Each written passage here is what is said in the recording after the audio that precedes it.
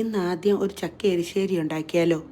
അതിനായി frozen Jack ഫ്രൂട്ടാണ് എടുത്തേക്കുന്നത്. കഴുകി വൃത്തിയാക്കിയ ചക്ക മഞ്ഞൾപ്പൊടിയും ഉപ്പും വെള്ളവും ചേർത്ത് ഒരു കുക്കറിൽ വെച്ച് വേവിച്ച ശേഷം ഒരു മിക്സിയുടെ ജാറിൽ വെളുത്തുള്ളി, ജീരകം, മുളക്, തേങ്ങ എന്നിവ ചേർത്ത് എരിശ്ശേരിക്ക് വേണ്ട അരപ്പ് തയ്യാറാക്കണം.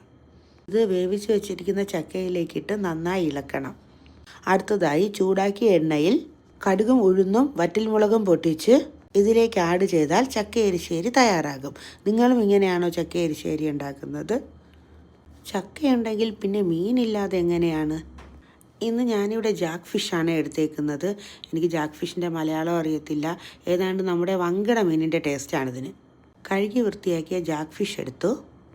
ഒരു ജാറിൽ ഉള്ളി, തേങ്ങ, വെള്ളത്തിൽ കുതിർത്ത പുളി, മഞ്ഞൾപ്പൊടി, വറുത്തെടുത്ത മല്ലിയും മുളകും ആഡ് ചെയ്ത് അരച്ചെടുക്കണം.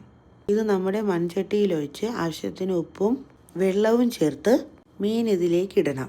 ഇതിലേക്ക് തക്കാളി, മാങ്ങ, മുരിങ്ങയ്ക്ക, മുളക് എന്നിവ ചേർത്ത് വേവിക്കണം. ഇന്നത്തെ ലഞ്ച് തയ്യാറായി.